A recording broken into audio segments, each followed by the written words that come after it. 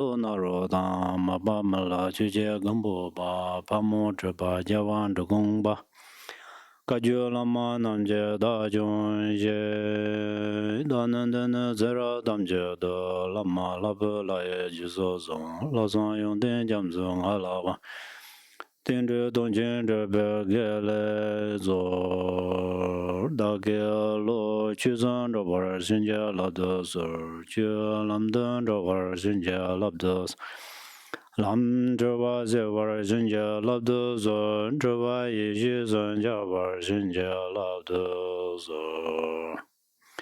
Gange Dinjen Revan Jong Gaba Me Ba Che Ba Me Ba Tai Me Ba Wa Me Ba Dro Me Tade Do Me Dunje Me Ribanye Je Den Ba Zoba Sanje Mananje Tamba De La Janzar De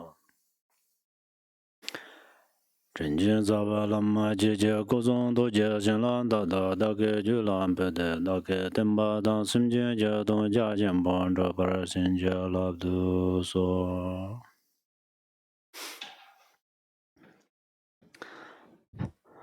Hello. Thank you everyone for sending me your questions, and I would my best to answer your questions, and I will read the each question first and then give you my answer.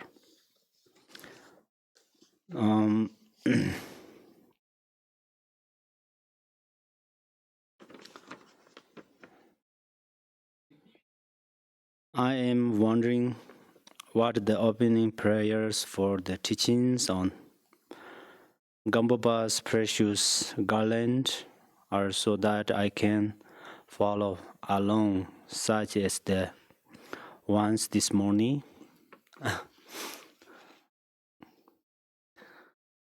The first prayer is a supplication to the Shakyamuni Buddha, and the second is supplication to the Vajradhara and Telopa, Naropa, Marpa, Milarepa, Gampopa, Pamotupa, Lord Jigdin Sungun, and so on. The third is a supplication to my root guru. Fourth is the fourth Dharma teaching of Gampopa. Fifth is the supplication prayer to the union of Mahamudra, Madhyamaka, and Dzogpa. And then the last one is my special aspiration for benefiting all Mother Sentient beings.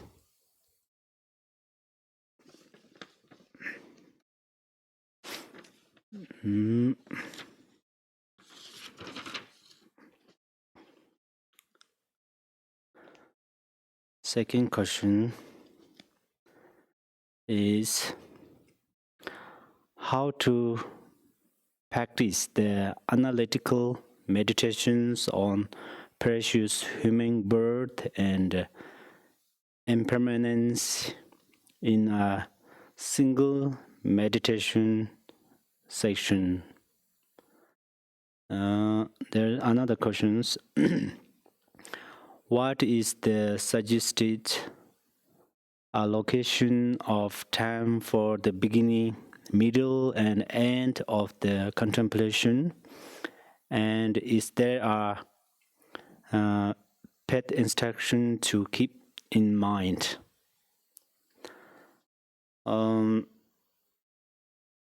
My first answer to your question, first meditate on precious human life. That means that you recognize precious means golden opportunity for attaining Buddhahood. Golden opportunity for attaining Buddhahood. But then think that golden opportunity is disappearing second by second. That is impermanence. That is impermanent.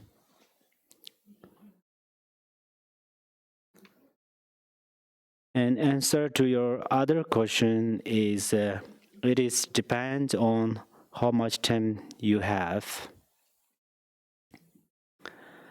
And the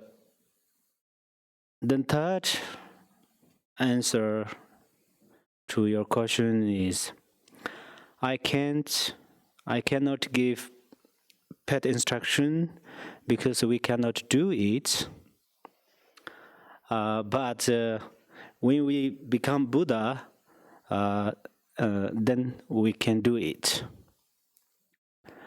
This is called meditation and post-meditation inseparable. But right now we can't do it, so I cannot give pet instruction on that.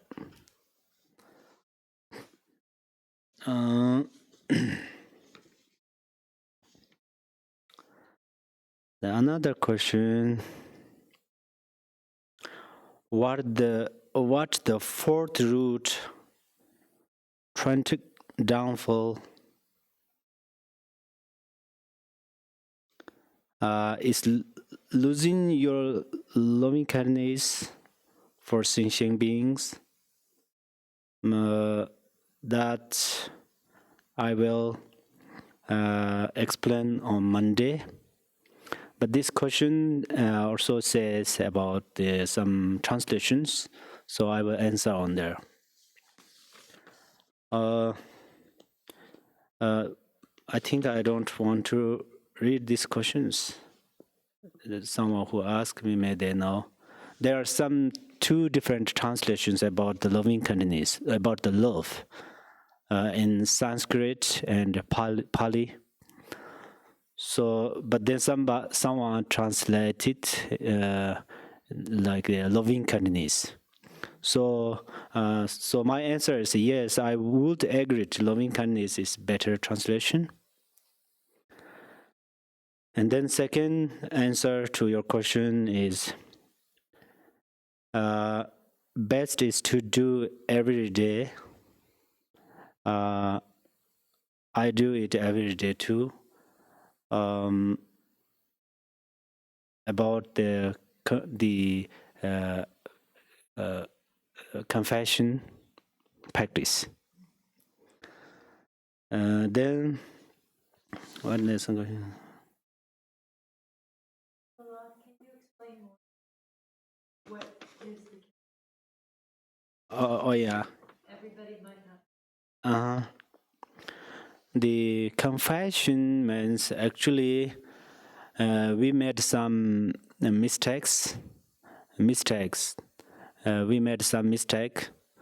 For example, we already took 20 vow.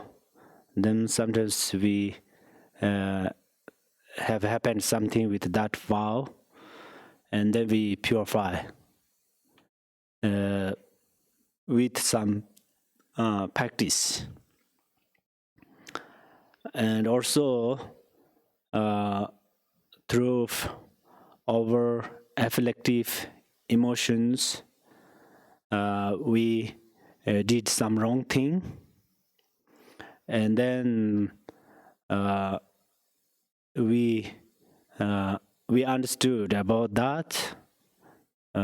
Those things are wrong actions, and then we confess or purify with some practice. If we do not purify, if we do not confess, if we do not we do not purify them, then they become the cause of karma. And then this karma happens in another life or this life or so on. And then there is a lot of suffering. So that's where we have to purify those non-virtues or those wrong activities. Also, if we do not confess, then Yidam deity is always ready to give us blessings, siddhis, but also our gurus always ready to give us the siddhis. But due to our wrong activities or breaking vows, and then their blessings or siddhis struck. It's so difficult to receive in our mind or in our life. They always, gurus and yidams always ready to give. Or in order to they give compassionately, they give us the siddhis. But if we don't, if we break, we broke the vows, samayas, and then those blessings cannot receive in our life or during our practice too. So that's where we have to confess. We have to purify. But then there's some, I think it's related. Yeah. Later I will answer to some questions. At that time I will tell pretty more about these instructions.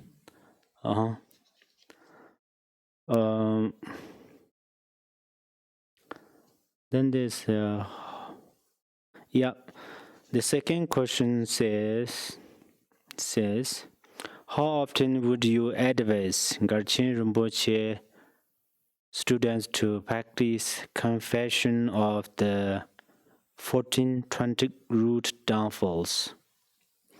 And what root text would you advise as a guidance for practicing confession for Bodhisattva and practice moksha vows?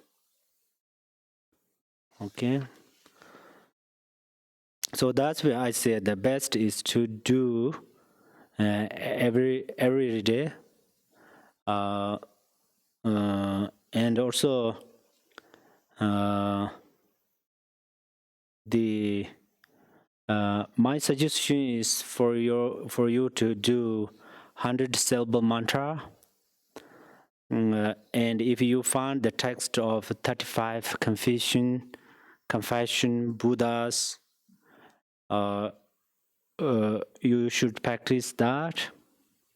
If you cannot find it, then any other confession practices is okay.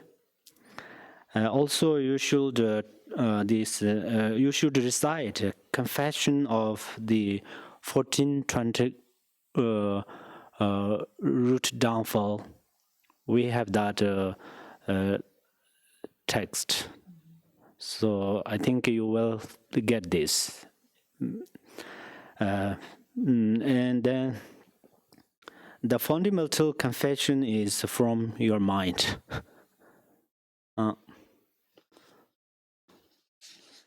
Okay. Then, uh,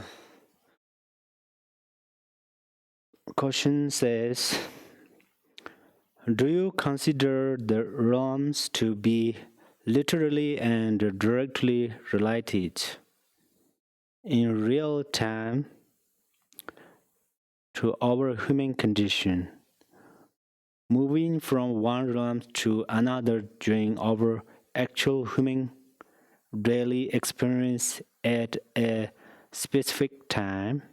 Or do you consider the realms to be related more to and within the paramilder and or pardo realms? Or can they be construed and related to both? So I I offer answer to this question. Hopefully it will get this in the human realm, people experience suffering similar to other realm due to their karma. But this is not exactly the same as the suffering experience in those other realms. Actually, the kind of suffering that happens is particular to each realm. Sorry, I mean that means if for example, the human suffering happens in human realms. Hunger ghost suffering happens in hunger ghost realm, and similar like that other realms. Similar. Uh, uh, but I mentioned it early in this first question. In these human realms, people experienced suffering similar other realms. For example, some place has no not enough food, and then they're hungry. Some place they don't have enough water, so they're always thirsty.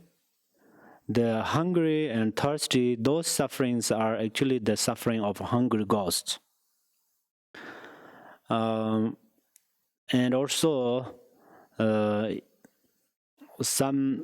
example, some place people always fight each others. They never stop to fight. They kill each others, and lots of kind of these experiences of suffering, experience of sufferings. They are the suffering of the demigods because of jealous. And then, the kind of this.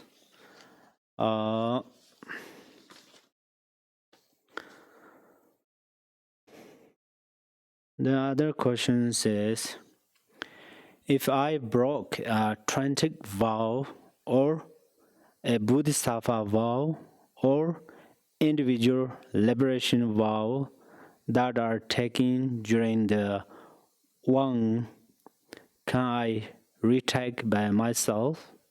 This is question one. Another is, and do I have to confess to you? Okay.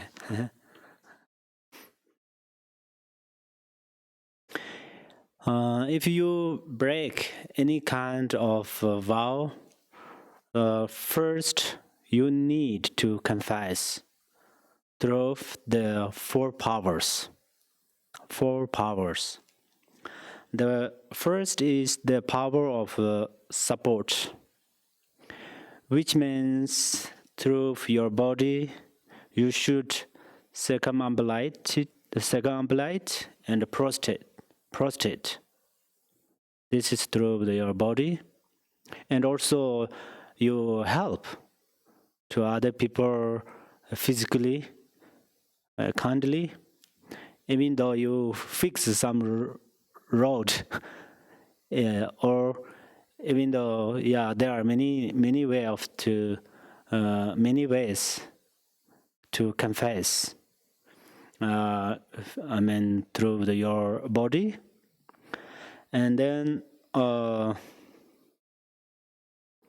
through your speech, you recite 100-syllable mantra.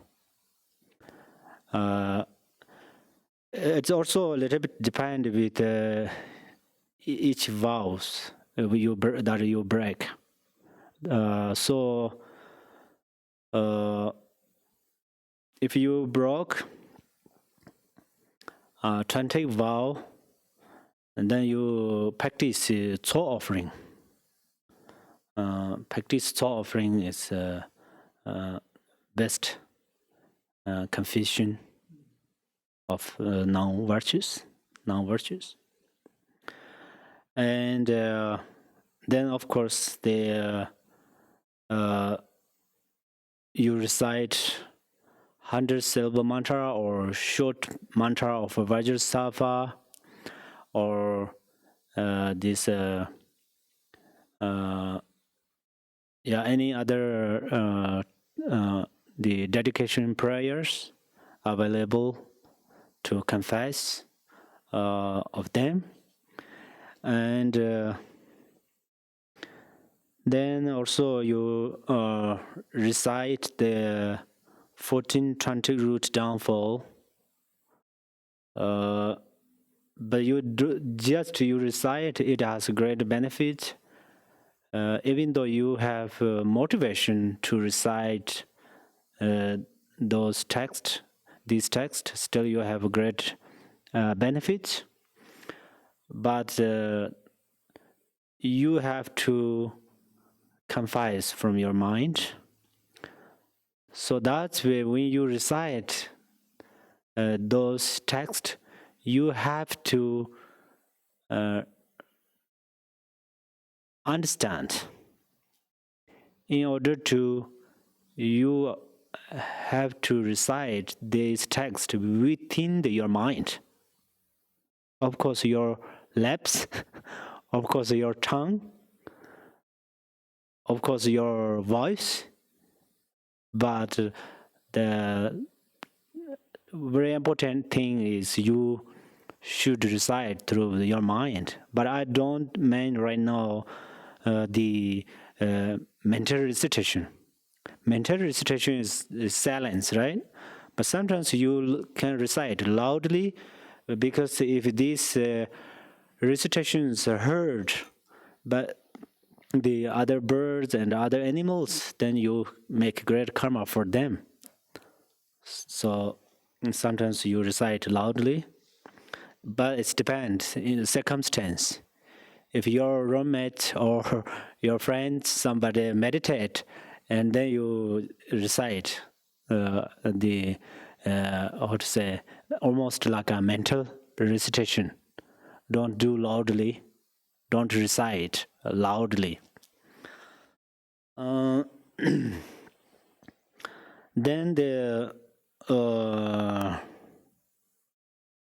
through your mind, you should visualize Vajrasattva and Yidam deities. This is also best confession.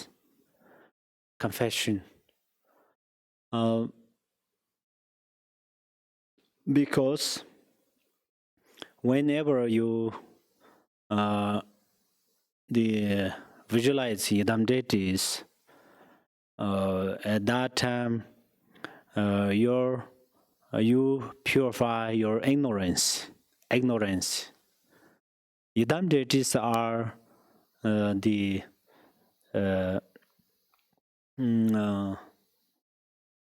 primordial wisdom, and primordial wisdom and ignorance is opposite, like darkness and the sunlight. So sunshine the sunshine, and then all the darkness disappear.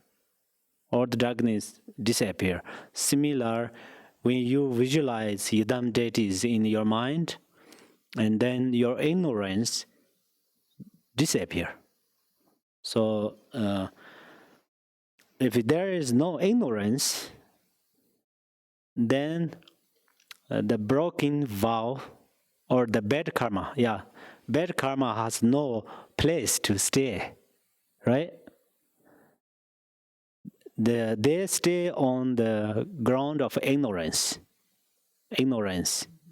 So that they visualize Yidam deities through your mind.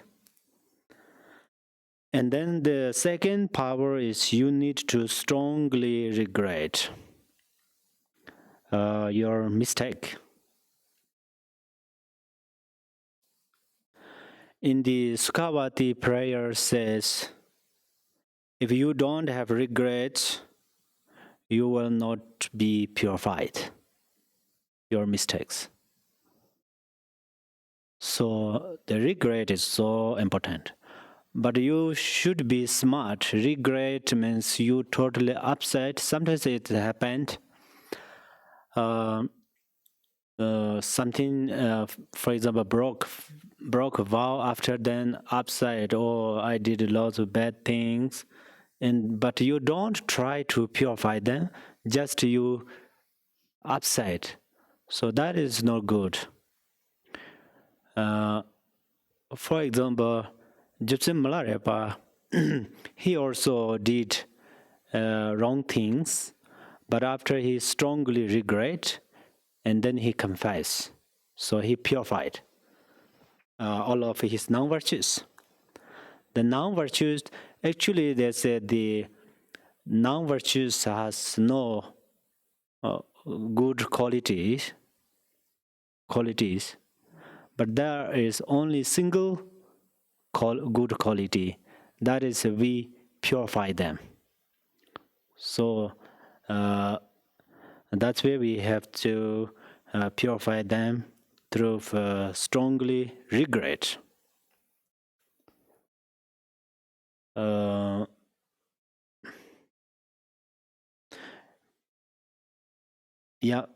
strongly regret. And then the fourth is the fourth power is resolve. That means you should promise that you never do it again. So you should promise. That means you have to understand the non-virtues is non-virtues. And you have to understand your mistakes. If you don't understand your mistakes, then it's so difficult to strongly regret. If you understand, the non-virtues, that is non-virtues, that is bad karma, and then that bad karma is the cause of samsara, and until now, I cycling exist in this samsara, so continuously suffering, continuously experience suffering. So that's where right now it is time to purify them. So you have to know that, and then you promise. You do promise. You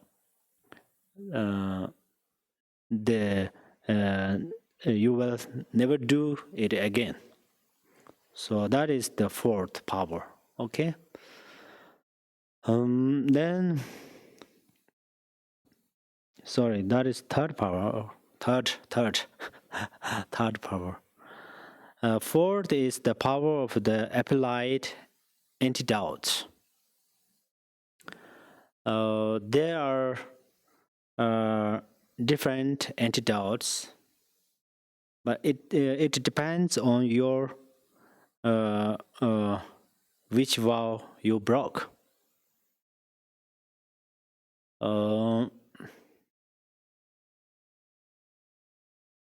Yeah, I think my second answer to your question is once again, yeah.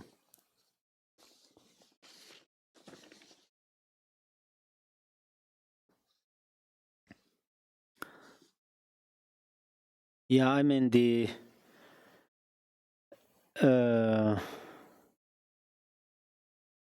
you can retake 20 vow with one empowerment from your guru. But about the empowerments, there are different classifications. So on Monday, I will explain about that on Monday during my teaching. But right now, in briefly, my answer is you can take 20 vow with one from your guru. If you purely confess, first you confess, and then you ask one. Before you confess, you ask one, then still it is like in the food with poisons you eat together. So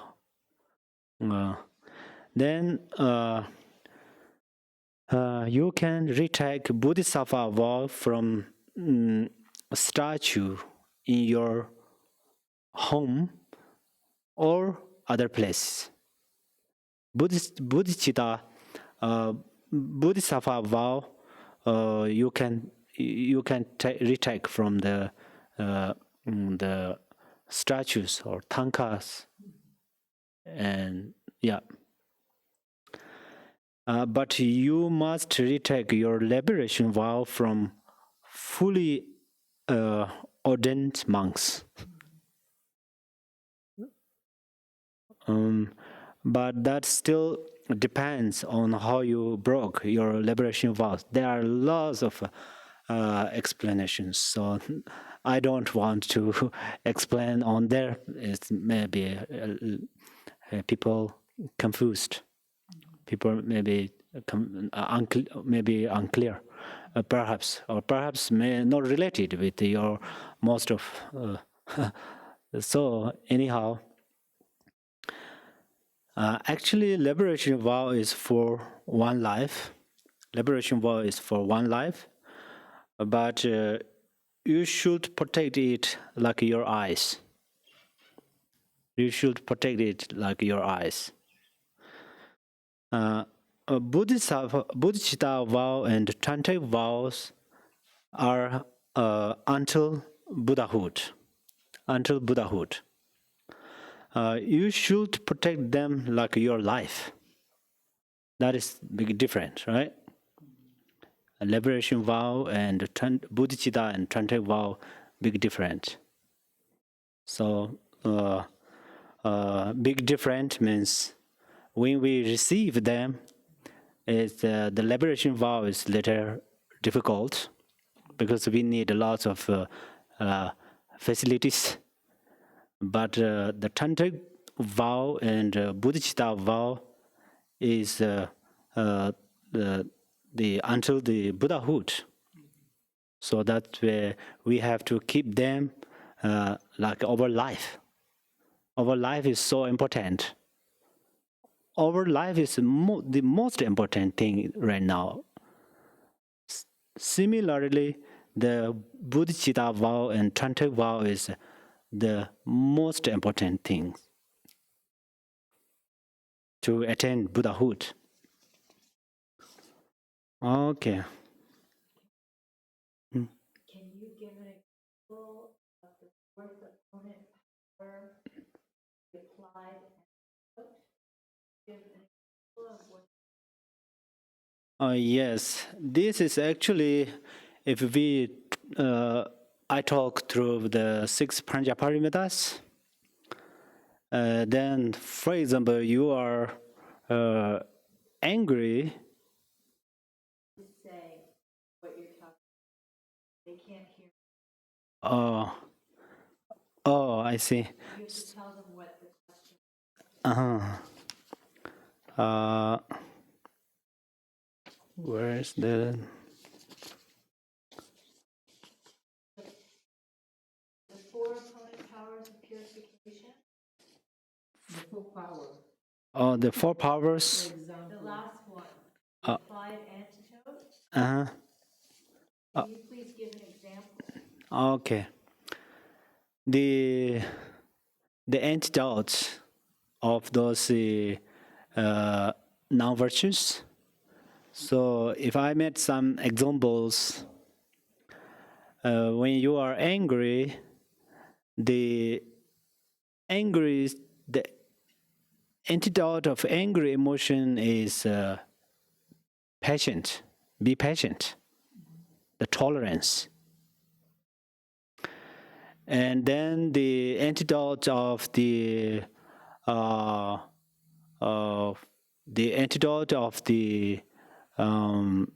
like how to say, jealousy. Yeah, jealousy. Antidote of the jealousy, that is rejoice. Jealous and rejoice is always opposite, like the darkness and the sunlight.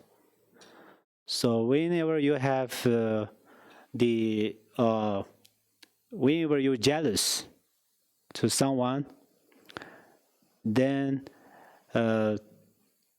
you cannot rejoice with that person what does.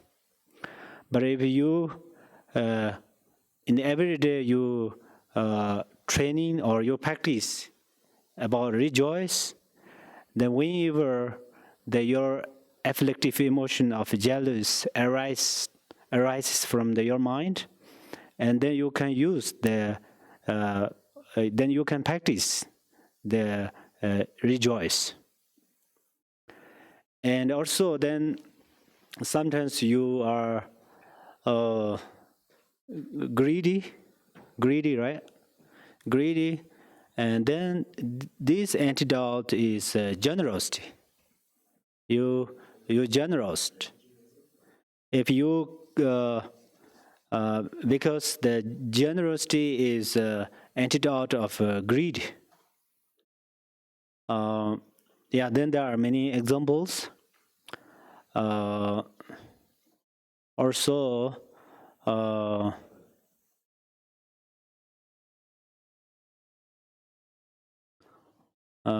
the like ignorance. I already told. I already mentioned it about this. When you have the feeling of ignorance arises from your mind, at that moment you practice on wisdom. And at that moment, if you establish the emptiness, your forms and your other part of your body, that moment then you wake up. So at that moment then your ignorance will disappear. So antidote is like that. And then you are sometimes you be lazy, the laziness or lazy, and then you practice on the diligence. The diligence is the antidote of the laziness. And then sometimes the desire comes, and then at that moment you practice. There are many different methods of practices. Sometimes you just you practice about the impermanent, and then sometimes you there are many other instructions, but I think right now the impermanence and then you analyze also. You analyze about your desire, and then you analyze the object of those desires. Okay. Yeah. Then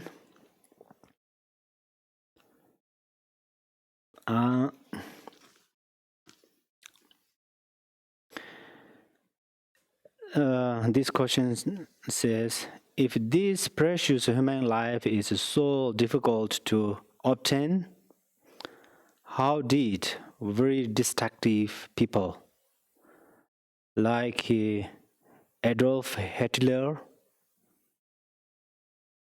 ever find the yoke in the West Ocean?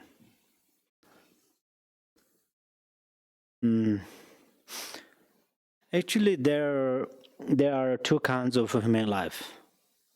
It's very important we know. Not only me,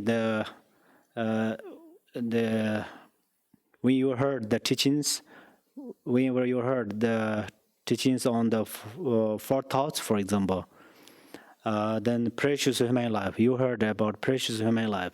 That means you think, oh, every human beings have a precious human life. That is your misunderstand. Sorry, right? So no, not like that.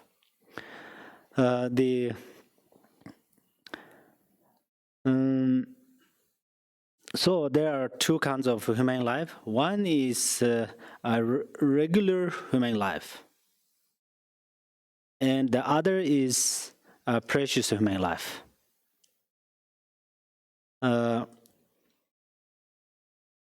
This kind of person, like Adolf Hitler, accumulated great merit in previous life. Maybe the one just prayer, or the one before that, or more.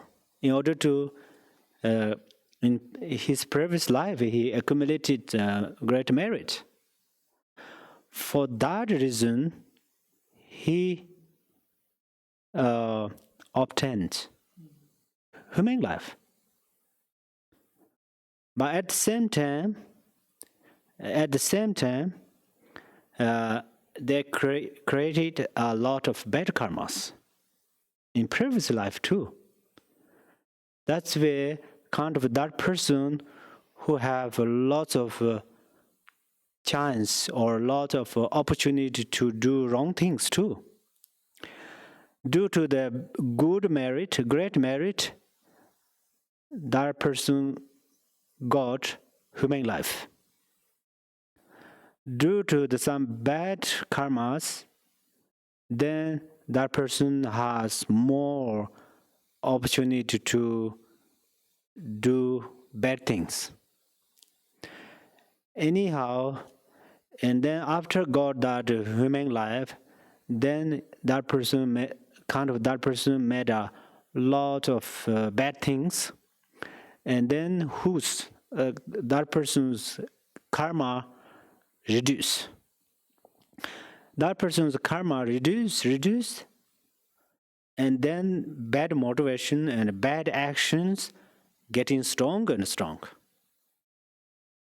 And then if that person's karma almost finished, great merit almost finished, then that person did a bad thing, almost accomplished to do that bad things. And then after that life, what will happen is, then I think everybody knows. Maybe everybody knows that. If kind of that person in the previous life made two karmas, like for example, two karmas, good karma and bad karmas, and then this first good karma happens because that person get the human life. And then after that person obtained the human life and then repeating this bad karma, and then that person made more bad karma on there. And then that person's good karma immediately reduce. Immediately reduce. And then what happened is, if he did still other great karma, almost end of life, or he or her life, then it's very possible regret about what they did. Regret. And then if that person regret strongly and then confess again, and then make merit again, then still have opportunity, great opportunity to before ending of life. So there are many stories in Buddha and his disciples. Today I can't bring here everything. There are many stories. Someone did a lot of serious things, but after they regret and they confess with the strongly regret, and then they purify them, and then they receive great benefit. There are many stories. If you would like to check that book, I just introduced that book. I can't say in English right now. Ndo is Sutara, Nzanglu. Actually, I have that book in Tibetan. So just in case somebody know Tibetan a little bit, and then maybe you can find if you like. Still, there are many in the Sutara text. You check in Sutara text, there are many stories. So they did first they made bad things, and then after they purified them. So someone first did a lot of bad things, and then they did not confess before ending of life. And after this life, then it's very difficult to get that opportunity. I mean, it's so difficult to confess. Almost we make sure those sufferings have to ripen on their life. For example, they rebirth in the animal realms. They completely ripens on their life. So they don't have opportunity to purify. It's very rare, very few opportunity. May not. If I say there's no 100%, that is, I think, incorrect. But 99% sure they don't have opportunity to purify. That's where human life is actually special. But the precious human life, kind of this person right now, somebody asked the question, then in order to, if we say through their actions, so then they did lots of bad actions, so that's where they wasted their life. And the precious human life means having the 18 freedom and advantages. So precious means through this way we need to figure them out. You have a regular human life, still you don't have a precious human life. But among the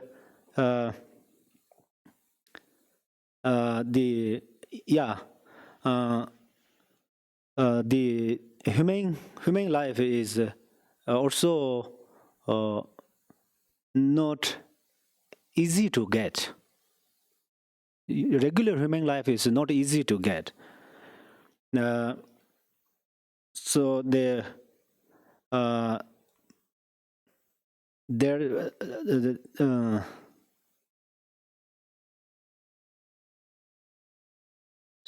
regular human life is so not easy to find, just like the yolk in the vast ocean. Regular human life is not easy to get. And after you get a regular human life, but still, if you need to get the 18 freedoms and advantages completely, then it is also so difficult. That's where you need great merit. So in previous life, we accumulated such a almost unfathomable merit. We accumulated unfathomable merit. Because right now we have a precious human life. We have Buddha nature. That is, you also maybe think, oh, every life has that. Yes, every life has that. But Buddha nature is like a seed of flower. Some seed of flowers is ready to grow. If they get small conditions like the sun or rain or little condition or little facilities or helpers they are ready to growing. Right now our life is like that. But some seed of flowers are, of course, they are seed of flowers, but they are not ready to not ready to grow. Maybe they are very deep. They are very deep in the earth, or they never get sunshine, or they never get water, or they never get they never get other some facilities. Similar, some lives has Buddha nature. They are very difficult to get the precious these spiritual teachers. Number one. And then if they get the spiritual teachers, they are very difficult to receive instructions. And then if they got this both, still they are very difficult to practice. In practice, just they met guru, just they heard the teachings, but they are very difficult to practice because they don't have enthusiasm to practice on there. So that's where right now we have enthusiasm to practice. We have instructions. We have lots of instructions. We have many gurus. So that's where this is a great time. So, yeah, that is the. That is.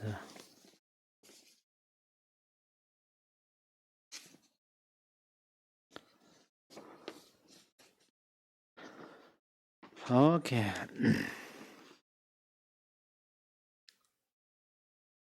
What is the meaning of homage? In this case, where it uses the word Rana, why does Gampopa call Mila Rana Guru?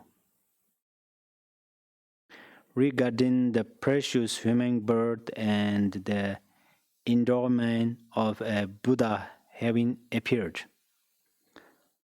I heard it said that most eons are dark, meaning no Buddha. I have some doubts about this. Is it really the cause? Is there such a thing as a dark eon?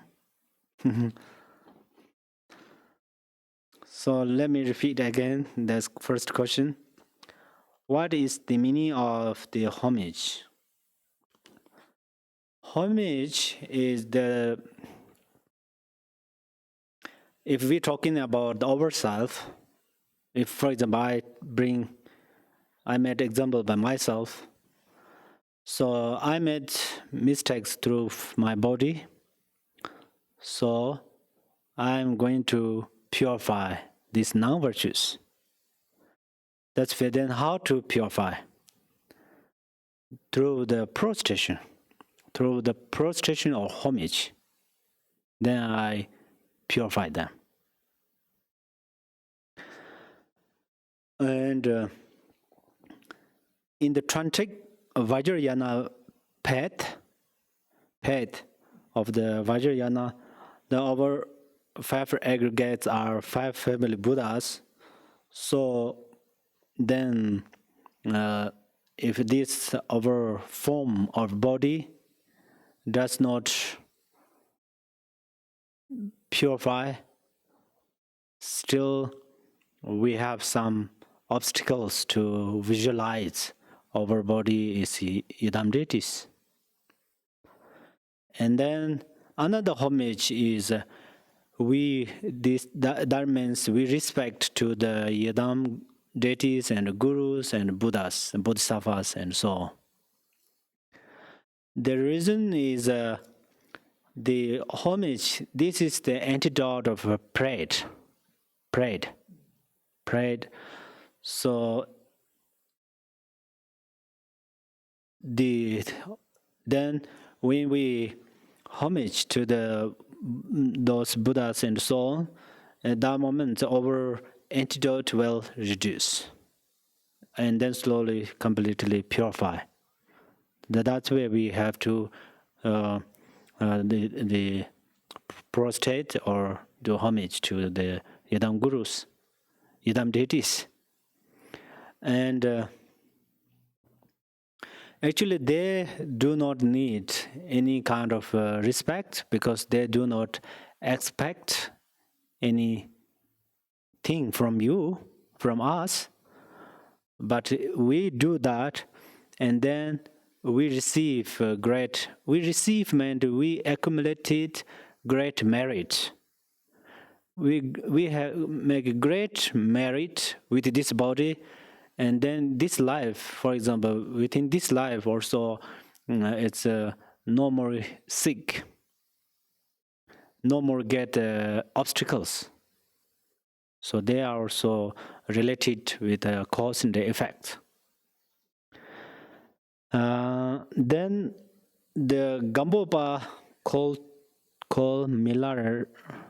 Milarana Guru. It means all the disciples. Yesterday I mentioned it during this teaching. The disciples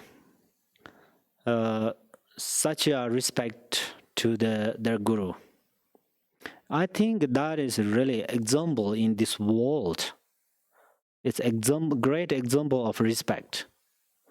Because usually sometimes we respect physically or through the speech, but we're not sure through mind. So their respect. I mean the between the guru and the disciples. This respect is very clear and pure, because they respect internally. The meaning of the Gampopa called Tumala Rana Dharmas, he always see or saw Malarepa is the embodiment of 4 kayas. That's where then he always think Malarepa is the resource, right? Resources, every qualities. Whatever he need, everything comes from Malarepa.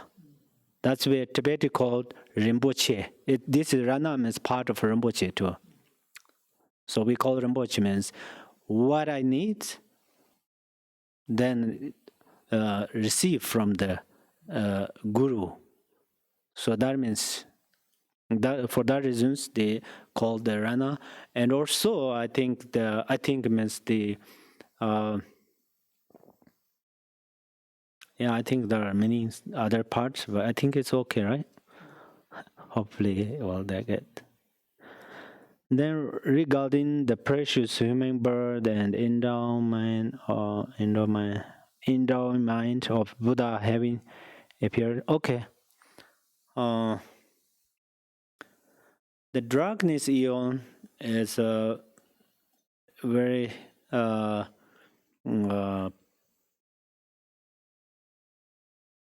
possible. In the text it says Sutara and other text says yes there will be darkness but that is later. I don't know how to explain right now suddenly, but actually this Buddha, his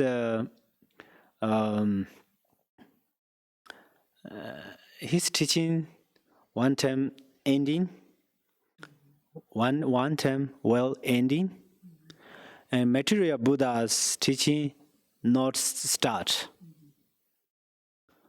And then between there is no other any Buddha's teaching. Then someone who made bad karma, and then they rebirth at that time. This is also a sign in the text to have like that. And also spiritually there's no any even though the names of compassion and bodhicitta, it will happen one time. But we don't hear. We don't hear about the compassion and bodhicitta. If we never heard the name of those, for example, that means people never has compassion, never has bodhicitta like that, and other the merit they don't have. That's why then people always challenge each others, fight each others. People did lots of bad things each others. Then people, in order to 24/7 at that time, 24/7, they were suffering. They were suffering. So no any single person says how to purify. No any single person to say any single word of Dharma. So this is also the darkness eon. But one thing is maybe that ask the question. That person maybe is a little bit doubt. That means Buddha's activities is endless. We say that maybe that's where it's this question coming. Maybe Buddha's teaching is endless, but somebody never see the value. In order to, we can say that Buddha teach, but somebody don't care about that. The meaning is never see the value of the teachings. I'm sorry, I just bring this example, but I don't know how much suitable. Shakyamuni Buddha, who has a cousin, he spent whole life with Buddha, but he never see any single good qualities from Buddha.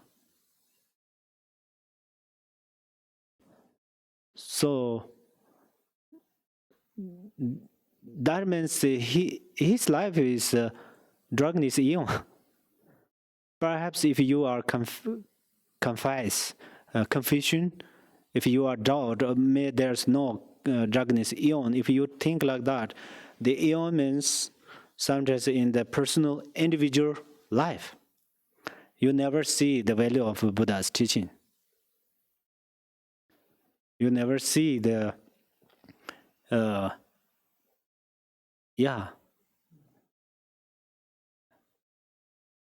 Number one is you never join the Buddha's teaching. He is always with the Buddha. He don't want to participate to listen that teaching. because because of the problems his mind, right? About sometimes he participated.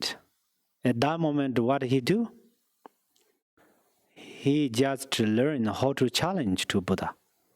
He how to destroy to Buddha's teaching. And he just participated Buddha's teaching and then go back and he made a lot of the bad things. And then he said, "Oh, Buddha is liar." And then he announced, "Man, Buddha made lots of bad things. He said that, but he don't do that." And then sometimes he come to ask Buddha unsuitable questions. Then Buddha did not answer the 14 questions, right? 14 questions maybe. So Buddha didn't answer on that. Kind of this. So that means, I'm sorry, I did not criticize to Buddha's cousin, so, but I just try to make sense. That's why I bring this. But I really don't know if it's suitable or not, but the individually, perhaps it's okay because, for example, for me, if I am in the bodhicitta, that moment, I'm not just regular person. We can say that, right? Simple bodhisattva maybe. When I am angry, within the angry emotion, I am very bad person, angry person. I am very in the samsara. If I bring like that examples, so that through this way we can say the darkness eon, but I don't know how much clear on this question through my answer. If not clear about these answers, still I will try to make sense more in another day. There's some more questions that have come. Mm-hmm. So, following up on what you were talking about before, about the different realms of existence, Uh-huh. They want to know, are the hell realms, are those real? Should we be thinking of the hell realms in a real, literal way? Oh. The way they're described, do they really exist that way? Uh-huh. Or, yeah. And do we also experience the different realms, the hell realm, the hungry ghost realm, the animal realm in the bardo? Uh-huh. That's their question. Uh-huh.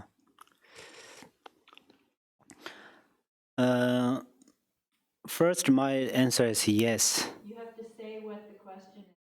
They cannot hear me. Uh-huh. Only you. Oh. Hear only you. Okay. Hell is real. Uh-huh. Yeah. Is A question came in uh-huh. asking, is the hell realm real? Is the hell realm real? This is the question, right? Yeah. Yeah, first my answer is yes. When, for example, when we are sleeping, we get a dream. At that moment, that dream is real. In that dream, if we scared, it is real scared. If we are worried at that moment, that is real feeling of worry. So similar like that. So especially in relative level, then this is very the hell realms are real. So that's where we prepare to become Buddha, right? Can you experience the hell realm in the bardo? In the Pardo, right? Yes. So there are many things, and the when we after we died, and then we appears Bardo experience. Bardo experience is not yet the experience of hell realms. Hell realm. Then, but during the Bardo, for instance, we see Yidam deities, and then right now, the moment ago I mentioned it.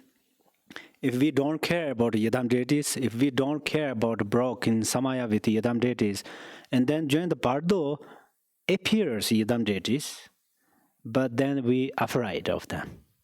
We afraid. And we don't know, oh, this is scary things. Almost like we see the ghost. Then they try to run away, and then they try to find a very safety place. Because the same, right now we have hope, same thing, they have that. But right now we're talking about the person who is ready to go to the hell, right? That's where, then those person cannot find the safety place, but they just do hope. They just hope that some place is pretty gentle place, and then they try to go there, and then at the same time, they arrived in the hell realm. In the hell realm, then what happened is, they are, right now you are afraid which animal. If you are so much afraid of snake, then one deity whose head is snake, who come? No, I'm scared, okay, but who come? Then who take you? That takes you. That takes you, and then what happened is, it's related with your karmas. You are very much angry, do too much angry in this life. Then result is, you put into the fire, burning. Like what is called steak? Steak. Barbecue. Yeah, we put meat on the fire, like, but it still cannot die. Then says like that, oh, they cry and shooting, right? Shouting like that. And then throw in the ice water. It's 100% cold. Then all your bodies break, open like a lotus on your body because of the cold. Almost it's unthinkable. Like that. And you use too much ignorance this life, what happened? One place, you never see single light. Complete darkness, double, triple darker than this in our night. And then there's no doors. There's one house, there's no doors. If you would like to more learn about this, you can learn that from my perfect teacher. Yeah, so this book. So, and then you did a lot of the desire. You too much attachment with women too much attachment with men like that. Then you, for example, you stay nearby the mountain, the top of this mountain. This beautiful lady or this the handsome man, whoever, who calls you, hi, come here, I'm here. Then you go there, you go little bit the mountainside. This mountainside has thousands of trees. All the trees come down. What happened? Everything's become weapons. These weapons come through your eyes, nostril, and every door comes inside, and then, but still you cannot die. You cannot die. Right now I'm talking a little bit grossly of them, okay? And then if you, due to your angry emotion, if you too much punish, bat or somebody or something, if you bat animals, right now, the animals, right? If you have sheep, you bat too much sheep, and then there are some karmas. I cannot say one by one the reason that in this, but two mountains become like two sheep, and then they come, then they make sandwich you, crush, but still you cannot die. And then if you bite, then they cut. It's almost like sometimes I saw somewhere they cut snake, the downside, but still other part they move like that. And then, but you first cut, they cut first, and then they cut second, the first just join again. So that's where unlimitedly, or you cannot. Then sometimes they're chopstick, like that, and then you see the lot of death. Sometimes you see a lot of death, so scared, you become unconsciousness and comes back. See again unconscious, become unconsciousness, and it comes back. This not only one time or two times, as many times happen.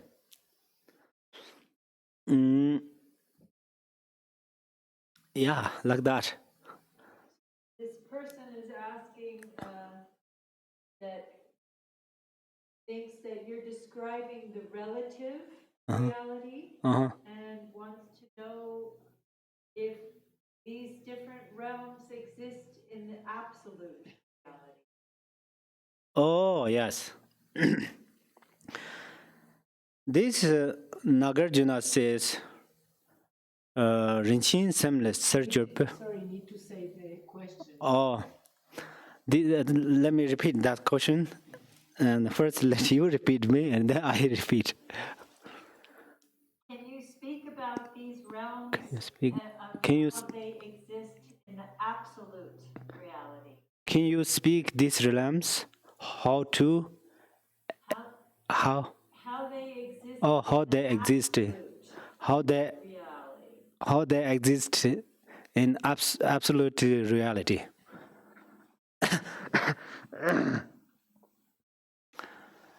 In absolute reality, these realms are pure land. Pure land, really. So that's where right now we are meditate. We try to make pure. Why we say often purify, pure land. That means we try to become familiar on there. So those things are illusory. Hell realms is illusory. Hunger ghost realms is illusory. Animal realms is illusory. Human realms is illusory. Demigods realms and so on, everything illusory. But right now we say, oh, this is real. This Mother Earth is real. Okay, the elements are real. Good is real, bad is real. Similarly, they have that thinking, and they experience the same thing. But the Reno practitioner who has realization, great realization, they are not suffering, right? Milarepa said, for example, I bring this. Milarepa stay in the cave, right? Cave. He has no clothes, no food, but he's always happy. That means his mind is always purified. Some stay in the kingdom. They have everything but in the suffering. So this is dependent with the mind. So especially ultimate level, there is no the hell realm and so on. That's where recently we taught about the Heart Sutra. The form is emptiness. Then emptiness is form. So through this way, we will understand ultimate level and relative levels. Mm-hmm. Another question.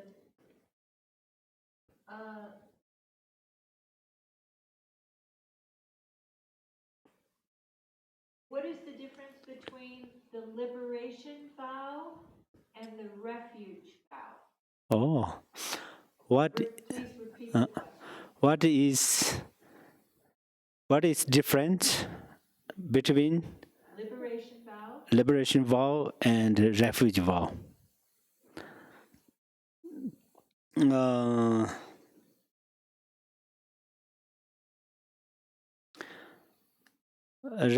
There are some parts that actually similar, actually same, but the little different thing is the liberation vow has more vows. You protect more things. And the refuge vow, still you have to protect the vow of, how to say, you're not allowed to kill others. Then you have discipline. You have to be patient. You have to do other part of those practices. But little different thing is the refuge vow is little bit relaxed. Liberation vow is more strict than the refuge vow, and they have more vows. More vows that I hope they don't misunderstand. This is a little hard to answer, but the fundamentally they have, but they have. If I don't bring the example, it's a little difficult. When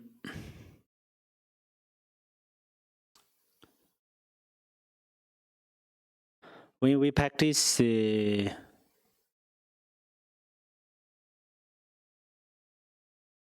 fasting, okay, I think that's good. When we practice fasting, someone who do completely fasting, that means not allow drink, not allow eat, appear there, right?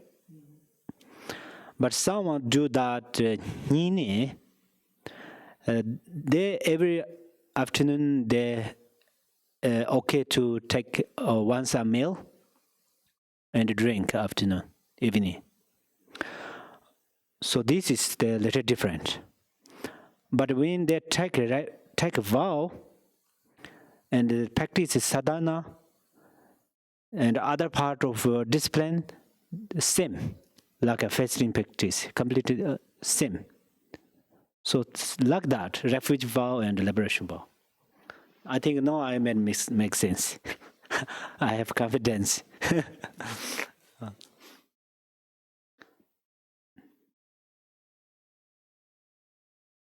That's all the questions online. Oh, thank you. Say whatever you want. Thank you very much for sending me these wonderful questions, and I tried to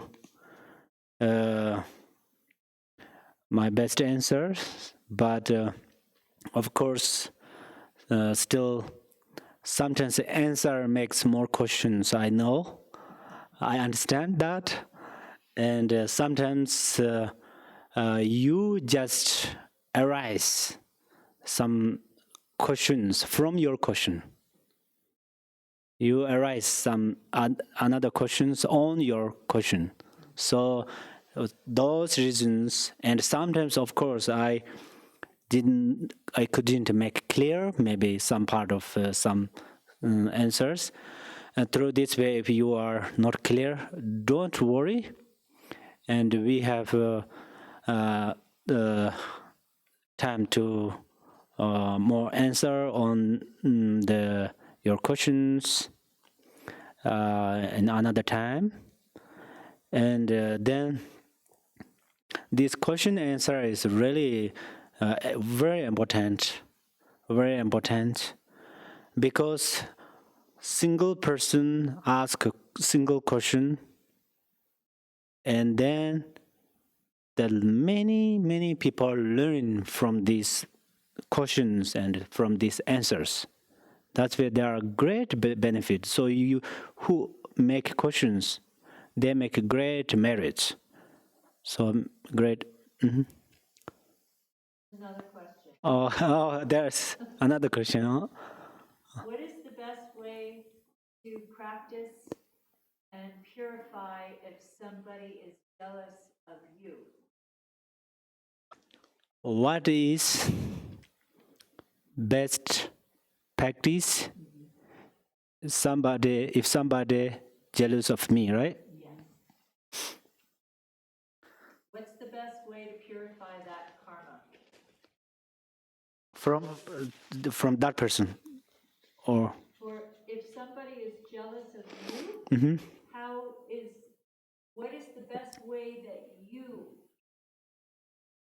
purify?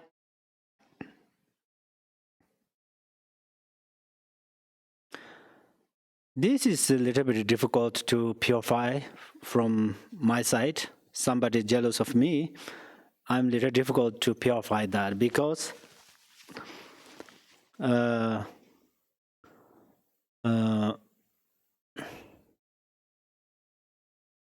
because, for example, I'm teaching here. Sincerely I teach. Whether my knowledge and skills, they are very young. Experience is everything's young, but I try to teach sincerely, and still somebody jealous of me. That means I cannot stop that teaching, because if I stop this teaching, then there's no benefit me and that person who jealous of me, right? So I won't stop that teaching. So that person jealous of me, the cost of my teaching, maybe. For example, right now we make examples.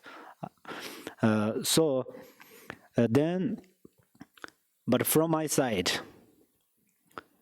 who jealous of me, I pray and to purify that person's jealous, and directly or indirectly, I try to teach the rejoice, the practice on rejoice to that person. Or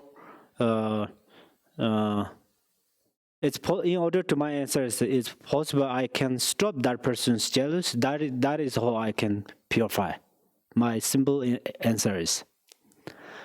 But after he met that jealous, then that he or that person made jealous. After that person has a result of that jealous, or the karma of this jealous, that have to purify that person's itself, purify. Make sense? Let me think 1 minute. If one person jealous of me, and then how I can purify that jealous?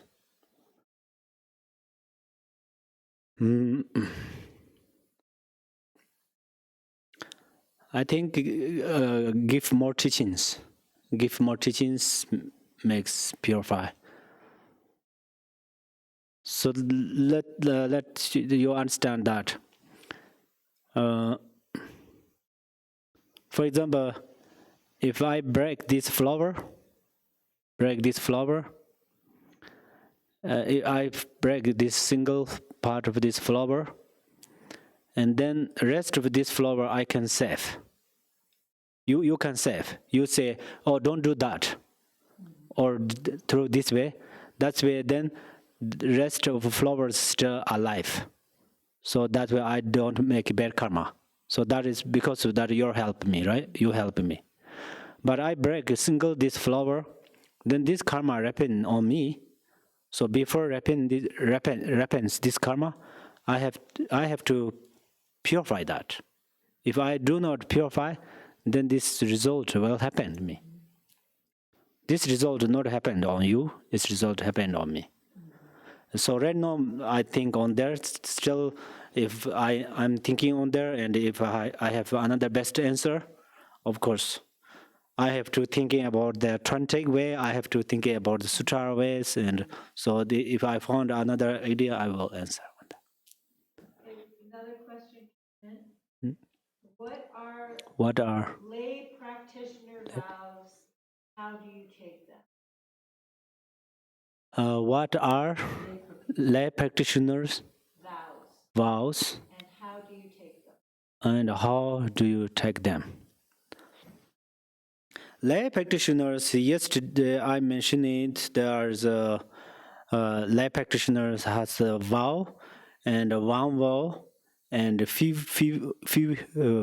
vows and completely vows.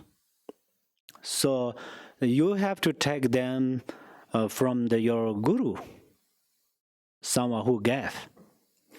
Then you have option if you like to take only one vow or you like to take more than one, so you can take from your gurus. Can you explain what they are? These are it depends. For example, if you have a husband, for example, my parents are married, both of them retreat right now, and then my parents took a vow. That means my father just keep his wife. She is my mother. But he never followed with other ladies. And my mother same like that. And then he never do like alcohol. He never say about a lie, this lie, black lie like that. And then he never, of course, never kill others. And yeah, kind of this. So this is he keeps some few vows, but he still can keep his wife, right? So this is actually, I think, a very just few years ago, maybe I thought that is actually very good, good vow for the lay people, because sometimes there are some cause of the problems. They are fight each others, and then they separate each others, and then their children get sufferings. If their children not suffering, getting suffering, then no problem. But their children suffering, and if they be together after marriage, they be together, then it helps a lot to their child. If in that case, if they keep vow of the kind of that my parents keep, then there's no problem. The case of the something. So then they can stay together longer. Do you understand? Because for instance, if my father married with my mom, but if he follow another wife, then my mother unhappy, and then they fight. And then if they separate, then children are suffering because they are not with parents. Then who take care of them? Like that. If that situations have that, then this vow is good. But anyway, You can keep one of them. If you say, "Oh, I'm going to keep vow of the alcohol," then you can keep it. Vow of alcohol. You never drink alcohol. Or even though you say, "Oh, I don't want to drink cigarette," then you keep that vow. If you like that, and then if you also, as yesterday I mentioned it, if you don't have opportunity to take that vows, but still you can keep by yourself. So this is in the confession of 35 Buddhas. Inside has someone who just keep. They don't bring their vows, taking vow, but still they keep themselves. So that is amazing, wonderful. Any other? Okay. Okay, thank you very much. And then any kind of I made mistakes for answers. So this is our really great Dharma activities. Already I mentioned it, people get great benefits. Even though smart people learning from my mistakes, so that's where they get also benefit. And from my side, of course, there's some mistakes and so on. So I sincerely confess, Yadam deities, Buddhas, and Dharma brothers and sisters. So let us. Oh, still have a question? Okay. One new question just came in. Sorry, Khenpo. Oh, it's good. Good. Thank you. Please explain the difference between Milarepa's two main disciples, Rechungpa and Gampopa. And did Rechungpa also teach? Can you repeat the question for everyone, please? Yes, please. Explain the difference between Milarepa's two main disciples. Please explain the Milarepa's two. Please explain the difference. Oh, please explain the difference between Milarepa's two disciples. Or two main disciples. Rechungpa and Gampopa. Rechungpa and Gampopa. Okay. Gampopa's story, actually the beginning of this Gampopa's teaching, I already taught on there, but grossly I taught. But right now, of course, I will explain briefly. That person didn't heard that. That's why I ask on there maybe. First, but I start from Rechungpa. Rechungpa is Milarepa's older disciple, older than the Gampopa. I don't know the age, who is older, but Rechungpa spent more times with Milarepa. And then Rechungpa, he has also lots of skills and lots of experiences. And he has almost like magical powers. The Milarepa has that. But this way, in order to Milarepa mentioned it, Rechungpa, he has his realization is great, is really accomplished. But then when he told to Gampopa, Rechungpa cannot help mother sentient beings as Gampopa you will do. That is the difference. So it does not mean to criticize the Rechungpa, because this question is a difference, right? I think that is the difference.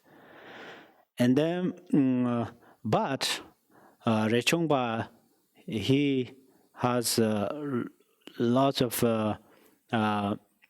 great instructions, and a lot of his practice is such a wonderful, and also then his eminence or some it still have in Tibet and somewhere, and then he has many Tibetan called Rechung Ninju. Rechung Ninju means Rechungpa's teaching through the vows, vows, the air, through the air. There's some teachings that are like that, not on the books. Ninju, the meaning of Ninju means that vows through the air. So he has many of these, and then he has a special practice about the test, Rochik, one test or something like that. And then in order to he is a great disciple of the Milarepa. And then as Milarepa mentioned it, in his life, he couldn't, I don't know, maybe people agree that or not.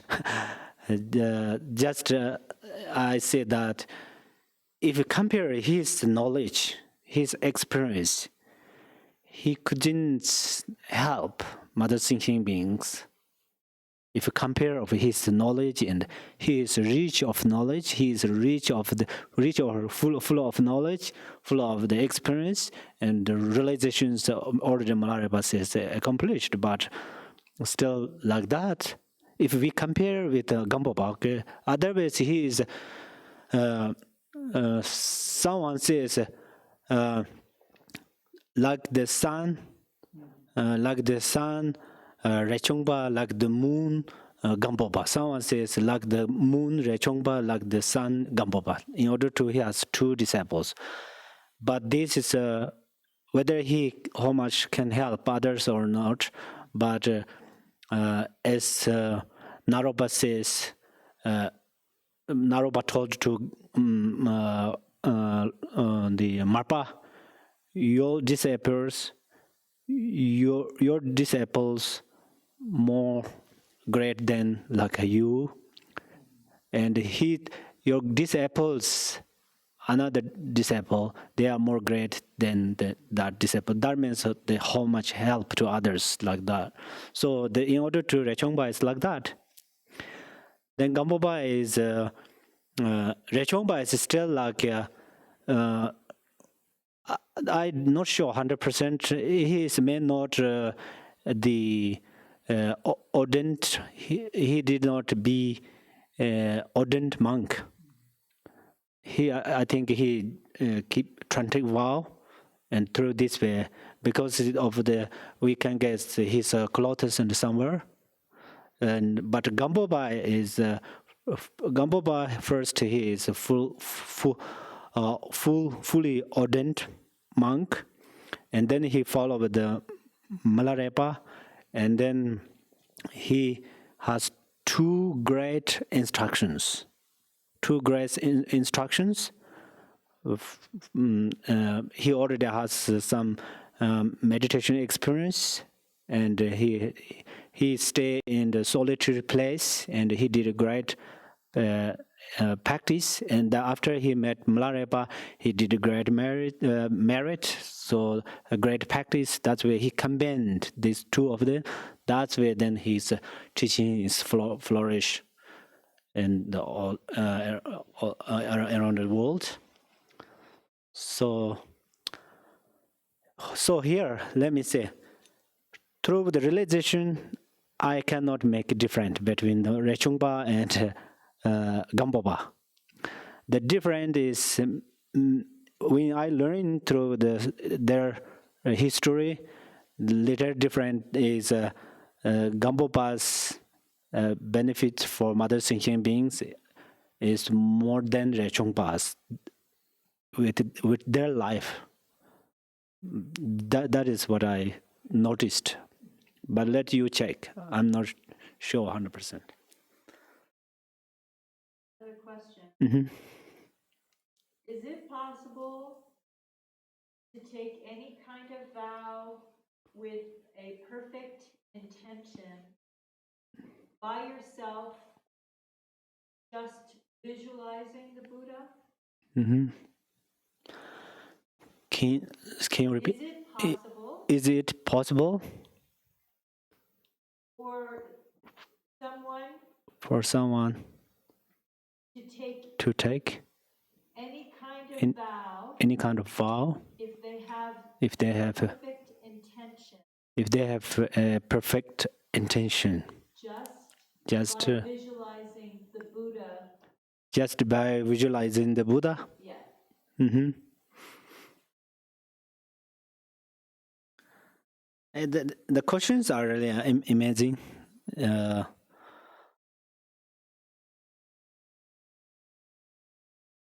Sometimes my answer is not exactly on your question, but you can learn a little part of them. So if we honestly, through Buddha, we thinking about Buddha, right? Buddha by himself. If we think Buddha is first Siddhartha, at that moment he is ordinary life, then he took a vow by himself. He cut his hair by himself. With we call the stupa, but that is a special stone. So he took that from there, right? And by this way, uh, if my answer is yes, but the different thing is, if you, I'm sorry, of course you don't have that motivation. If you think, oh, I don't want to follow any gurus, I just want to take by myself. If you have every options, you have opportunity. All of your opportunities are in your hands, but you still don't use those opportunities and just by yourself. This is, I think, better to take vow from the other gurus. That is much better. If you would like to take that vow, but if you really, yeah, as you mentioned, you have great attention to something, then I think you should, okay, you should um, study tantric practice. Actually, I will teach on there tomorrow a little while. If you listen tomorrow, then I think you more clear than today. Tomorrow we have two tongues, today only one tongue. Because you have two ears, so today you can hear only one ear, right? So, the you what I say the oh the you study and then you practice some tantric. There is a self-empowerment. There is some way of self-empowerment, samadhi empowerment, self-samadhi empowerment. You take that. You take that, and then you practice on there. So still, I cannot say 100% you will get before you have never any other experiences. But if you already have the empowerment of not Chakasamba, Kal Chakra. You already have empowerment of Kal Chakra, and then a lot of empowerments are including there. So that is like a king of empowerment. So I think you, right after, actually we always taking self-empowerment too. So I think you can do and you will, I think you will get, yeah.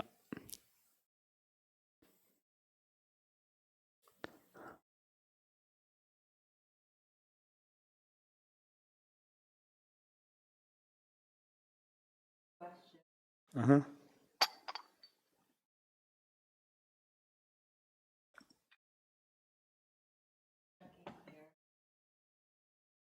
Mm-hmm.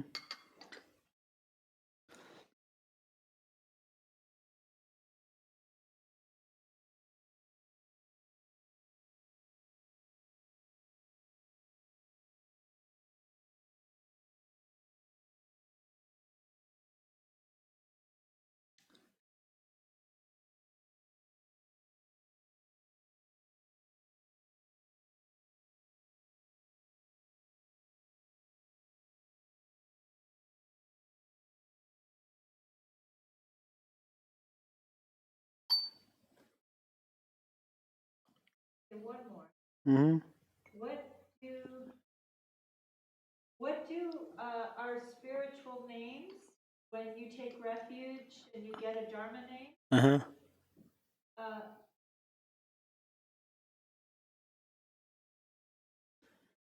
what do our spiritual names mean as far as how they connect us to the lineage of our guru? Mm-hmm. So first, I'm going to repeat this question for everybody. So for everyone, so I have there another teacher. So please teach me that question again. So, what does What does what do our spiritual names what do our spiritual names mean? mean? And how do they connect us to the How, lineage of our guru? how do they connect with us and our lineage guru? Right? Yes. Oh yeah. Names. Perhaps names are not important, but perhaps names are so important. Not important, perhaps not important, which means name is label. My name, where is my name? We start from the center head to center of my feet. We cannot find. So that means name, good name or bad name is both non-existing, maybe physically. But names, perhaps name is so important. Because when you take a liberation vow, for example, then you have to change three things. You change the place because you're not allowed to stay with your family. I mean, always. The reason is you stay with your family, then 37 Buddhist way of my way of Buddhista says similar. You stay with your home family. There are many the family has many problems because its problem means attachment and the aversion easily come. Whether you have no problems, your siblings may have something, and through this way you are angry at somebody, or something happened like that. So you have to change your family, and then second is you have to change your name. Thank you. Second is you have to change your name. So that is the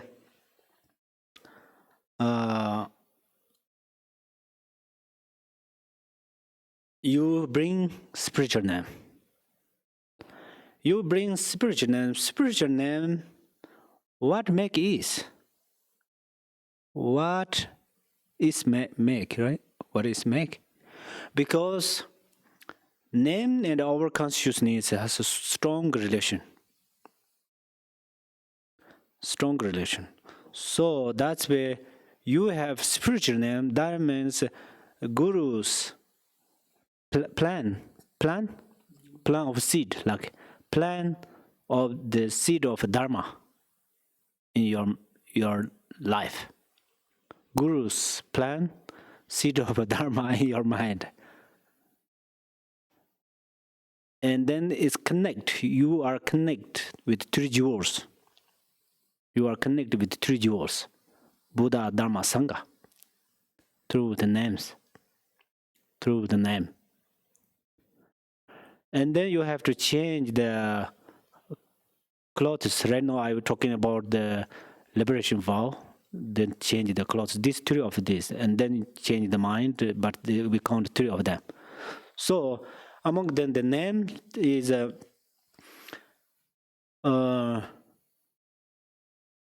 sometimes you receive the name of the name of the Sangha when you take refuge vow. When you take empowerment, you receive the name of the Yidam deities. That means the bad karma, in order to disconnect you and you and three jewels through the refuge vow, and then Vajrayana empowerment and dharmament, they make connect you and your Yidam deity. If your name is like a Pema or something like this part, then it's related with Amitabha and so on like that. So name is why important. For example, even if we have dedication in this time, we say we call their names who passed away, the names, because they separate with their body when they died, but they do not separate with their name. So if their consciousness is just wandering somewhere, we call their name, suddenly they understand. Their body is already put on the ground or just put on the fire or whatever, they disappeared already, but still they have a connection with the name. So that's where we use that name during the fire puja and so on, right? And similarly, your name, you have spiritual name. That means the gurus connect you and this Buddha and three jewels and so on. So this is very important. Then you use that name if you are comfortable with that name. It's very good.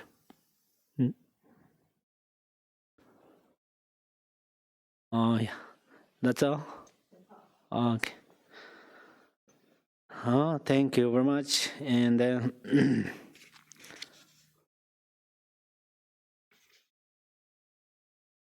oh.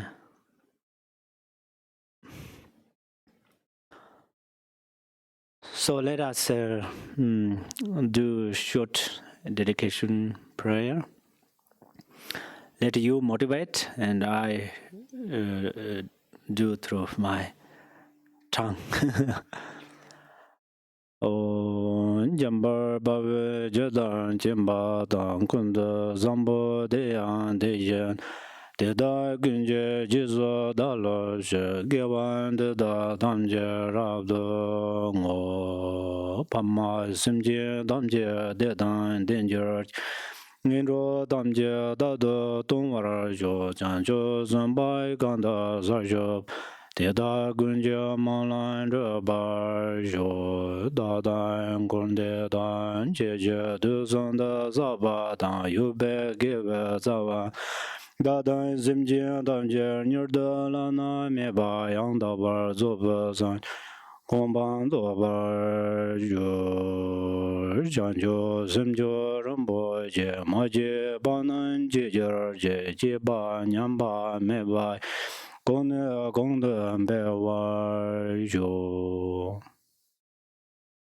Thank you very much.